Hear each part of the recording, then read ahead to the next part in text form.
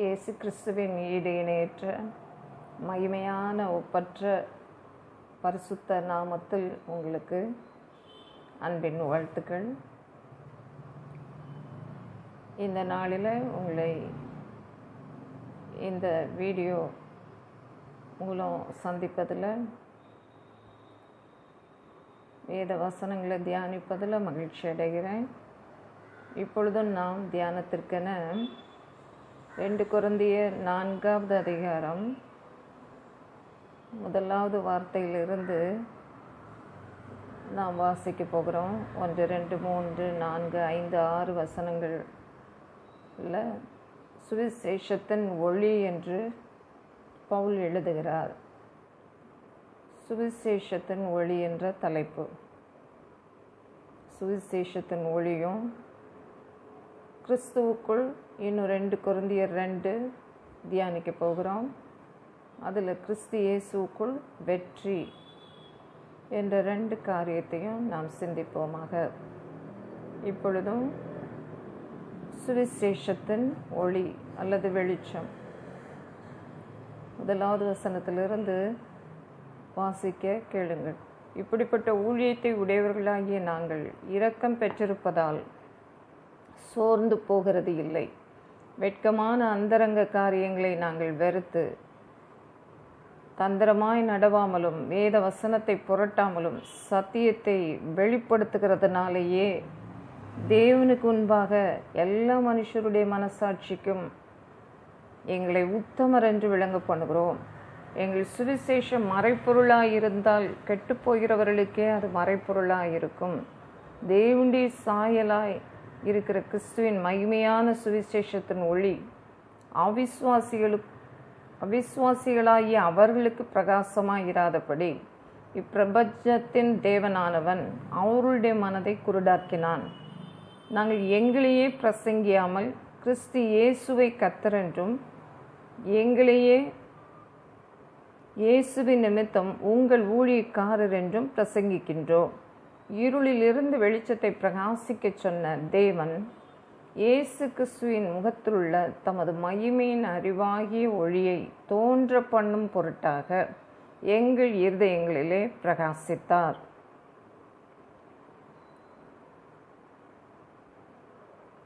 கண்களை மூடி ஜெபிப்போம். ஒரு நிமிஷம். ஸ்தோத்திரம் ஸ்தோத்திரம் தகப்பனே, அப்பா உமக்கு நன்றி.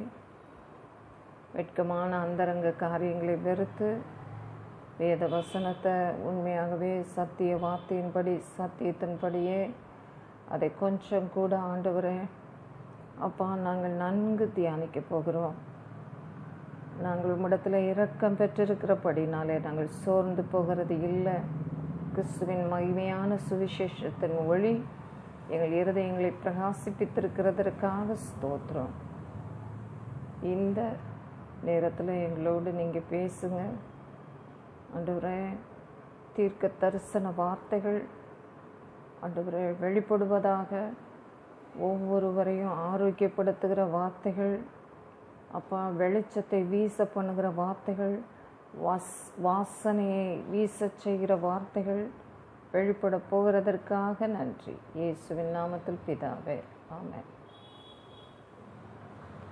இந்த வார்த்தையில் நாம் பார்க்கும் பொழுது சுவிசேஷம், காஸ்பல், நல்ல செய்தி, அது மறைப்பொருளாக இருக்குமென்றால் அது கெட்டு போகிறவர்களுக்கு தான் அது மறைப்பொருளாக இருக்கும். ஆனால் அந்த கிறிஸ்துவின் மகிமையான சுவிசேஷத்தின் ஒளி அது தேவனுடைய சாயலை வெளிப்படுத்துகிறது. அந்த மகிமையான சுவிசேஷத்தின் ஒளி அவிசுவாசிகளுக்கு அது பிரகாசமாக இருக்கலை, இராதபடிக்கு. ஏன் இல்லை? அவிசுவாசிகளுக்கு ஏன் தேவனுடைய சாயல் விளங்கலை? புரிந்து கொள்ள முடியல. மகிமையான சுவிசேஷத்தின் அந்த வெளிச்சம் அவங்களுக்கு ஏன் பிரகாசிக்கலை? அவங்க இருதயத்தில் பிரகாசிக்கவில்லை என்றால் அதற்கு ஒரே ஒரு காரணம், இப்பிரபஞ்சத்தின் தேவனானவன் அவருடைய மனதை உலகத்தின் ஆவி, அந்த பிரபஞ்சத்தின் ஆவி, தேவனானவன் அந்த பிரபஞ்சத்தின் தேவனானவன் அவருடைய மனதை குருடாக்கினான் என்று சொல்லி பார்க்கிறோம். இந்த நாளில் மனக்கண்கள் குருடாக்கப்பட்டவர்களாக, தெளிந்த ஒரு மனம் இல்லாமல், தெளிந்த புத்தி இல்லாமல் மனதை பிசாசானவன் குருடாக்கி போட்டிருக்கிறத பார்க்கிறோம்.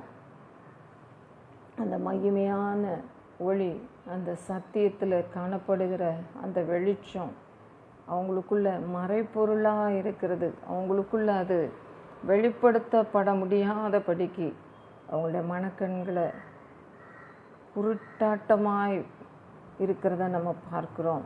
ஆனால் நம்ம பிரசங்கிக்கும் பொழுது இயேசு கிறிஸ்துவை கர்த்தரென்றும் நம்ம பிரசங்கிக்கும் பொழுது இருளிலிருந்து வெளிச்சத்தை அவர் பிரகாசிக்க சொன்ன தேவன். எத்தனையோ மக்களை மரண இருளிலிருந்து, பாவ இருளிலிருந்து அந்த வெளிச்சத்தை பிரகாசிக்க சொன்ன தேவன். இயேசு கிறிஸ்துவின் அந்த முகத்திலுள்ள அவருடைய முகத்தின் வெளிச்சம், அந்த முகத்தின் ஒளி நம்ம மேலே பட்ட மாத்திரத்தில் அந்த வெளிச்சம் நமக்குள்ளே வந்தது. அந்த அறிவாகிய ஒளி நமக்குள்ளே வந்தது. அவருடைய முகத்தின் வெளிச்சத்தினால தான் நமக்குள்ள ஒரு முகக்கலை ஆண்டவர் தந்திருக்கிறார். முகம் என்று சொல்லும் பொழுது மனக்கண்களையும் அது குறிக்கிறது. நமக்குள்ள அந்த அறிவாகிய ஆச்சரியமான ஒளியை தோன்ற பண்ணியிருக்கிறார். நம்முடைய இருதயங்களை பிரகாசித்தார். ஏற்கனவே நம்முடைய இருதயங்கள் பிரகாசிக்கப்பட்ட இருதயமாய் அவர் மாற்றியிருக்கிறார் என்று சொல்லி பார்க்கிறோம். மேலும் 2 கொரிந்தியர் 2வது அதிகாரத்தில் நாம் பார்க்கிறோம். 14, 15, 16, 17 வசனங்களில் நம்ம பார்க்கும் பொழுது அது கிறிஸ்துவுக்குள் வெற்றி என்ற தலைப்பின் கீழ் 2 கொரிந்தியர் 2வது அதிகாரம் என்று சொல்லும் பொழுது நமக்கு ஞாபகம் வர வேண்டியது அந்த கீ வேர்சஸ் என்பது மூலதாரமான வசனங்கள், முக்கிய வசனங்கள், கருத்தான வசனங்கள். மைய கருத்து என்னவென்றால், கிறிஸ்துவுக்குள் எங்களை எப்பொழுதும் எங்களை வெற்றி சிறக்க பண்ணி என்று 13, 14 நம்ம பார்க்கிறோம். கிறிஸ்துவுக்குள் எங்களை வெற்றி சிறக்க பண்ணி எல்லா இடங்களிலேயும் எங்களை கொண்டு அவரை அறிகிற அறிவின் வாசனையை வெளிப்படுத்துகிற தேவனுக்கு ஸ்தோத்திரம் என பவுல் எழுதியிருக்கிறார். இந்த இடத்துல நம்ம வாசிக்கும் பொழுது இந்த 14வது வசனத்தில் கிறிஸ்து இயேசுவுக்குள் எப்பொழுதும் எனக்கு வெற்றி, எல்லா இடங்களிலும் நான் அவரை அறிகிற அறிவின் வாசனையை நான் வெளிப்படுத்தி கொண்டிருக்கிறேன் என்று சொல்லுகிறார். நான் அவருடைய வாசனையை எடுத்து சென்று கொண்டிருக்கிறேன் என்று சொல்லுகிறார். பல காலத்தில் இதை அவர் குறிக்கும் பொருட்டாக இந்த வழக்கம் ஒன்று, பழங்காலத்தில் இந்த ஒரு வழக்கம் இருந்தது என்று சொல்லுகிறார். வெற்றி பெற்ற படை தெருக்களின் வழியாக அவங்க நடந்து செல்லும் பொழுது அந்த தூப வர்க்கத்தை கொளுத்துவார்களாம். அப்பொழுது அதிக மகிழ்ச்சி நிறைந்த வாசனை கிளம்புமாம். அது அவர்களுக்கு அதிக மகிழ்ச்சியை கொடுக்குமாம். அதுபோல பவுல் சொல்லுகிறார், குறிப்பிடுகிறார், நானும் இந்த சுகந்த வாசனையை நான் செல்லுகிற இடங்களிலெல்லாம், நான் நடக்கிற இடங்களிலெல்லாம் அவர் என்னை வழி நடத்துகிறபடியினால நான் இந்த வாசனையை நான் கொண்டு செல்லுகிறேன். கொண்டு செல்லுகிற இடமெல்லாம் அந்த வாசனை, அந்த அவரை அறிகிற அறிவின் வாசனை வெளிப்படுகிறது என்று சொல்லுகிறார். அதுபோல ஆண்டவரும் நம்மை வழிநடத்தி கொண்டிருக்கிறார். நாம் வழிநடத்தப்பட்டு கொண்டிருக்கிறோம். நாம் அவரை எடுத்து சொல்லும் பொழுது அவருடைய வாசனை, அந்த மகிழ்ச்சியின் வாசனை, அதிகமான அந்த சுகந்த வாசனை வெளிப்படும், நம் மூலமாகவும் வெளிப்படும். ரட்சிக்கப்படுகிறவர்களுக்குள்ள அடுத்த வசனம் 15வது வசனம், ரட்சிக்கப்படுகிறவர்களுக்குள்ளேயும் கெட்டு போகிறவர்களுக்குள்ளேயும் நாங்கள் தேவனுக்கு கிறிஸ்துவின் நற்கந்தமாக இருக்கிறோம். ரட்சிக்கப்படுகிறவர்களுக்குள்ளே நாங்கள் கிறிஸ்துவின் நற்கந்தம் என்று சொல்லி நம் விசுவாசிகள் மத்தியிலும் அதிக மகிழ்ச்சியை தரும் வாசனையாய் விளங்க முடியும். கெட்டு போகிறவர்களுக்குள்ளேயும் ஒரு சுகந்த வாசனையாக, ஸ்வீட் சென்டட் ஸ்மெல்லாக, நறுமணம் நிறைந்தவர்களாக, நற்கந்தமாக நாம் காணப்பட முடியும். நாம் அப்படி காணப்படுகிறோம் என்று நம்ம துதிப்போமா? ஆண்டவரே, நான் விசுவாசிகள் மத்தியிலும், ரட்சிக்கப்படுகிறவர்கள் மத்தியிலும், கெட்டு போகிறவர்கள் மத்தியிலும் நான் உமக்கென்று நற்கந்தமாயிருக்கிறேன், உமக்கென்று நற்கந்தமாயிருக்கிறேன், உமக்கென்று நற்கந்தமாயிருப்பேன். ரட்சிக்கப்படுகிறவர்களுக்குள்ளே, கெட்டு போகிறவர்களுக்குள்ளே உமக்கென்று கிறிஸ்துவின் வாசனையாயிருப்பேன். உம்மை அறிகிற அறிவின் வாசனையை வெளிப்படுத்துகிற தேவனுக்கு ஸ்தோத்திரம். கெட்டு போகிறவர்களுக்குள்ளே மரணத்திற்கு ஏதுவான மரண வாசனை வீசிக்கொண்டிருக்கிறது. ரட்சிக்கப்படுகிறவர்களுக்குள்ளே ஜீவனுக்கு ஏதுவான ஜீவ வாசனை வீசிக்கொண்டிருக்கிறது. இவைகளெல்லாம் நடப்பிக்கிறதற்கு எவன் தகுதியானவன் என்று வேதவசனம் கூறுகிறது. இன்னும் கெட்டு போகிறவர்களுக்கு அந்த 2 கொரிந்தியர் 4 நம்ம படித்தோம். கெட்டு போகிறவர்களுக்கு அது மறைப்பொருளாகத்தான் இருக்கிறது. சுவிசேஷ வார்த்தை, நல்ல செய்தி, அன்பின் வார்த்தை, சத்திய வார்த்தை, இயேசு கிறிஸ்து உங்களுக்காக பிறந்தார், உங்களுக்காக வந்தார், உங்களை ரட்சிக்கும்படிக்கு வந்தார், விடுவிக்கும்படிக்கு வந்தார், உங்களை இப்பொழுது நேசிக்கிறார், அவர் மரித்து உயிர்த்தெழுந்தார், உங்களுக்காக பரத்திற்கு எடுத்துக்கொள்ளப்பட்டு அந்த பரிசுத்த ஆவியை எப்பொழுது உங்களோடு கூட இருக்கும்படிக்கு அவர் பரிசுத்த ஆவியை தந்துருளுவேன் என்று சொல்லி பரிசுத்த ஆவியை இன்றைக்கும் ஊற்றி கொண்டிருக்கிறார். ஆனால் ஒரு கூட்டம் கெட்டு போய் கொண்டிருக்கிறது. ஒரு சிலர் ஆத்துமாவில் பாவம் செய்கிற ஆத்துமாக்கள் கெட்டு போய் கொண்டிருக்கிறார்கள் என்று வேதம் குறிப்பிடுகிறது. கெட்டு போகிறவர்களுக்குள்ளேயும் நாம் நற்கந்தமாயிருக்கிறோம், நாம் நற்கந்தமாயிருக்கிறோம். கெட்டு போகிறவர்களுக்கு அந்த வார்த்தைகள் இன்றைக்கும் மறைப்பொருளாக இருக்கிறத பார்க்கிறோம். அவிசுவாசிகளாகி அவர்களுக்கு 2 கொரிந்தியர் 4 3 முதல் 6 வரையிலும் ஏற்கனவே நம்ம சிந்தித்தோம். அவிசுவாசிகளுக்கு அந்த வெளிச்சம் அல்லது வார்த்தை பிரகாசமாக இல்லை, பிரகாசமாக இருக்காது. அவங்க விசுவாசிக்கும் பொழுது தான், தேவன் எனக்காக மரித்தார் என்று சொல்லி அவரை அங்கீகரிக்கும் பொழுது தான், அங்கீகரித்து ஏற்றுக்கொள்ளும் பொழுது தான் அவர்களுக்கு பிரகாசம் வரும். இன்னும் கெட்டு போகிறவர்களுக்கு இந்த வார்த்தைகள் பைத்தியமாய் காணப்படும். இயேசு இயேசு என்று நம்ம சொல்லும் பொழுது நமக்கு அது பலனாய் இருக்கிறது, தேவ பலனாய் வெளிப்படுகிறது. ரட்சிக்கப்படுகிற நமக்கும் அது தேவ பலன். ரட்சிக்கப்படுகிறவர்களுக்கு அது விடுதலையாக இருக்கிறது. ரட்சிக்கப்படுகிற நமக்கு, ரட்சிக்கப்பட்ட நமக்கு அது சந்தோஷமான அனுபவம். பாவ மன்னிப்பின் நிச்சயத்தை கொடுத்த ஒரு கட்டமாக இருக்கிறது. பரலோக ராஜ்யத்திற்குள்ளாக நம்மை நடத்தினது மட்டுமல்ல, அவர் நம்முடைய ஆத்துமாவை அன்பு கூர்ந்து நம்மை நேசித்து முந்தி அன்பு கூர்ந்து நம்மை தம்முடைய இரத்தத்தினாலே மீட்டு கொண்டார். அன்பு கூறுகிற யாவரையும் காப்பாற்றுவார். யார் யார் நீங்கள் அவரை அங்கீகரிக்கிறீங்களோ அங்கீகரிக்கிறவங்களுக்கு பலன் உண்டு, அங்கீகரிக்கிறவங்களுக்கு சந்தோஷம் உண்டு, விடுதலை உண்டு. இந்த நாளிலும் கூட கெட்டு போகிறவர்களுக்குள்ளே அநீதியினால் உண்டானதான சகலவித வஞ்சகமும் இருக்கும் என்று சொல்லி 2 தெசலோனிக்கேயர் 2:10 வாசிக்கிறோம். சத்தியத்தின் மேலுள்ள அன்பை அங்கீகரிக்காமல் போனவங்க, அவங்களுக்கு அநீதியினால் உண்டாகும் அந்த சகலவித வஞ்சகங்களோடும் கூட கெட்டு போகிறவர்களுக்கு அப்படி இருக்கும்.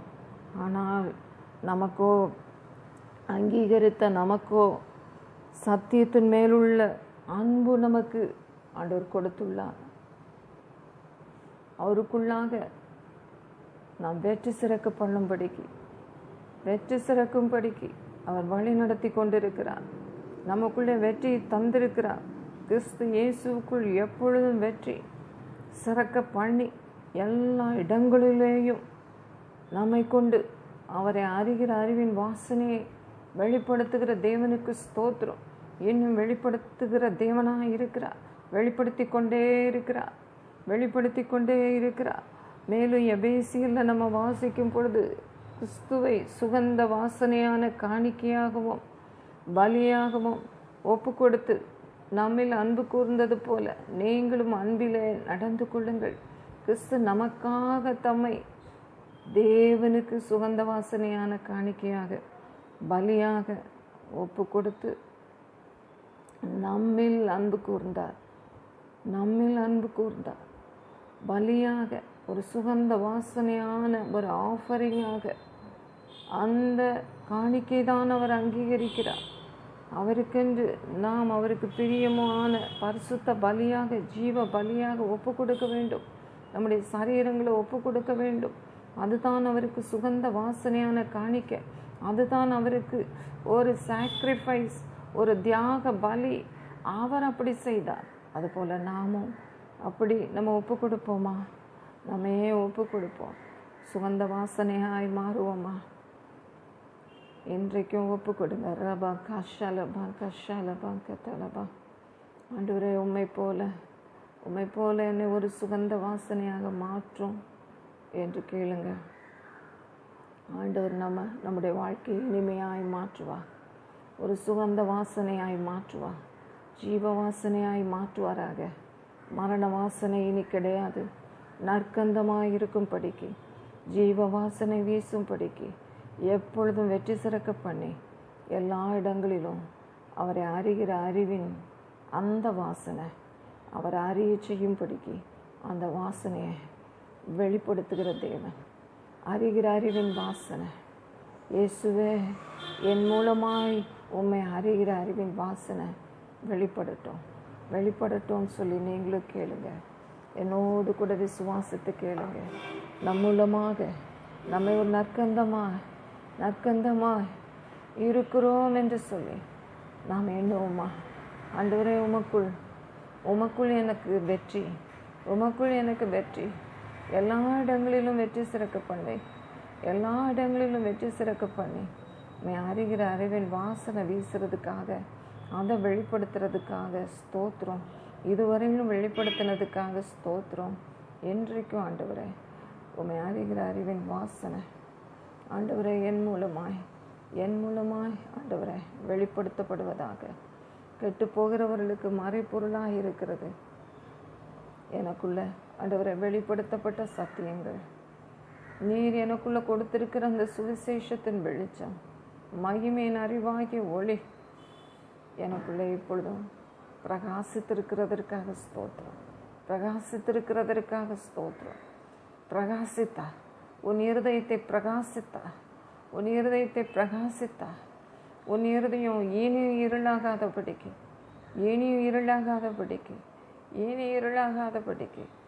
நீங்கள் உங்களை காத்துக்கொள்ளுங்க. உன் இருதயம் இருளாகாதபடிக்கு நீ வெளிச்சத்தில் நடந்து கொள் என்று ஆண்டவர் சொல்லுகிறார். உங்களுடைய முகத்தில் உங்களுடைய முகத்தில் வெளிச்சத்தை இப்பொழுதே அவருடைய முகத்தின் வெளிச்சத்தை உங்கள் மேலே தோன்ற பண்ணுகிறேன் என்று சொல்லுகிறார். யார் வாஞ்சிக்கிறீங்க? அவருடைய பிரசன்னத்தை உணர முடியலையா? அவர் வெளிச்சத்தை உங்களுடைய முகத்தில் தெரியலையா? அல்லது உங்களுடைய உள்ளத்துக்குள்ள பிரகாசம் இல்லையா? உங்களுடைய மனக்கண்ணில் வெளிப்பாடு தெரியலையா? அல்லது உங்களுக்கு விளங்கவில்லையா? அவருடைய வரி குறித்து அல்லது அவருடைய சத்தியங்கள் புரிந்து கொள்ளவில்லையா? ஆண்டவர் உங்களை மாற்றி கொண்டிருக்கிறார். நான் உன்னை மாற்றுகிறேன். ஓ வஞ்சகம் அல்ல. ஓ நீதினால் உன்னை மூடுகிறேன். அநீதி அல்ல.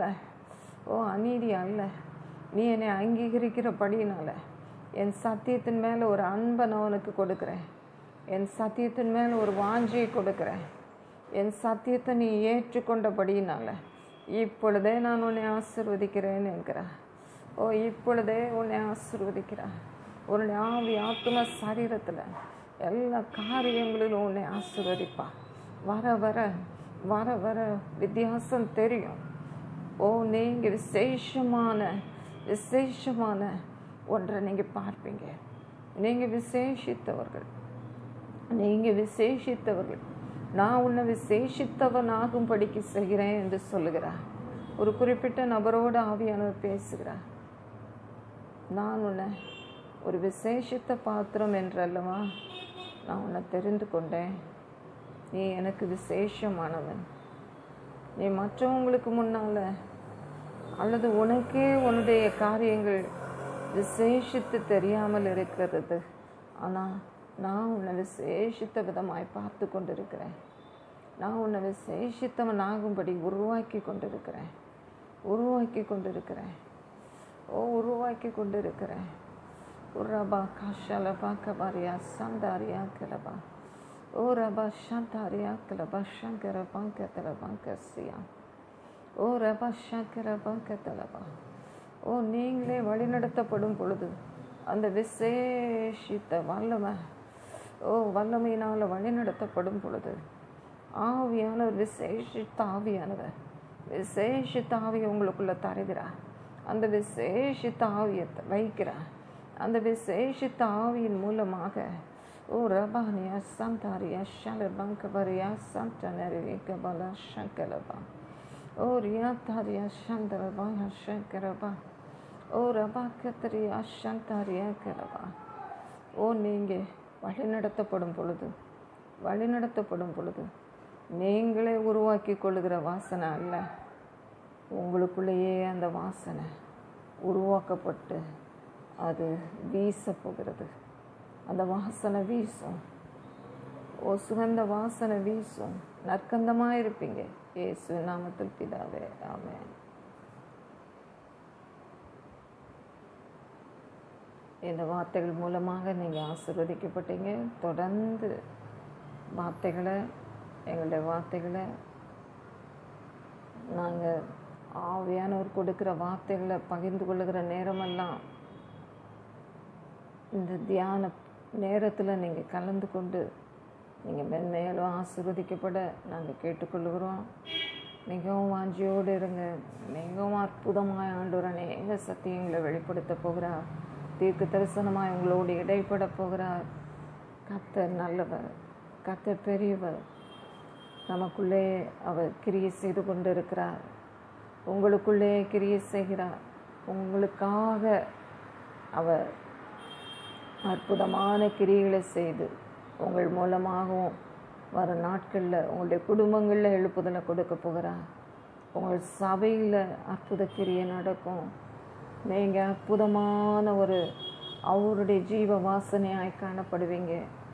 நீங்கள் நடக்கும் பொழுதெல்லாம், வழி நடத்தப்படும் பொழுதெல்லாம் ஆண்டவருடைய வார்த்தையை, அவருடைய ஒளியை நீங்கள் சுமக்கும் பொழுதெல்லாம், சுமந்து செல்லும் பொழுதெல்லாம் உங்களுக்குள்ளேயே ஒரு வாசனை உருவாகி அது மற்றவர்களையும் அறிய செய்ய போகிறது. வருங்கால எழுப்புதல் அப்படித்தான் இருக்க போகிறது. நம்முடைய தேசத்தில், நம்முடைய சபைகளில் ரட்சிக்கப்படுகிறவர்களுக்குள்ளேயும் கெட்டு போகிறவர்களுக்குள்ளேயும் நாம் வாசனையாக இருக்கும்படிக்கு ஆண்டவர் நம்மை ஒரு வாசனை வீசுகிற நற்கந்தமாக்கி இருக்கிறார். உங்களை நற்கந்தமாக்கி இருக்கிறார். ஸ்தோத்திரம், ஸ்தோத்திரம், ஸ்தோத்திரம், ஸ்தோத்திரம், ஸ்தோத்திரம், ஸ்தோத்திரம். மென்மேலும் நீங்கள் மென்மேலும் அவர் நடந்தது போல நீங்கள் நடந்து கொள்ளும்படிக்கு அவர் கிருபை தருவாராக. அவர் தம்முடைய திருமுகத்தை உங்கள் மேலே பிரசன்னமாக்குவாராக. அவருடைய முகத்தின் வெளிச்சத்தை உங்கள் மேல் வீச செய்வாராக. மனக்கண்கள் இப்பொழுதே பிரகாசிப்பதாக.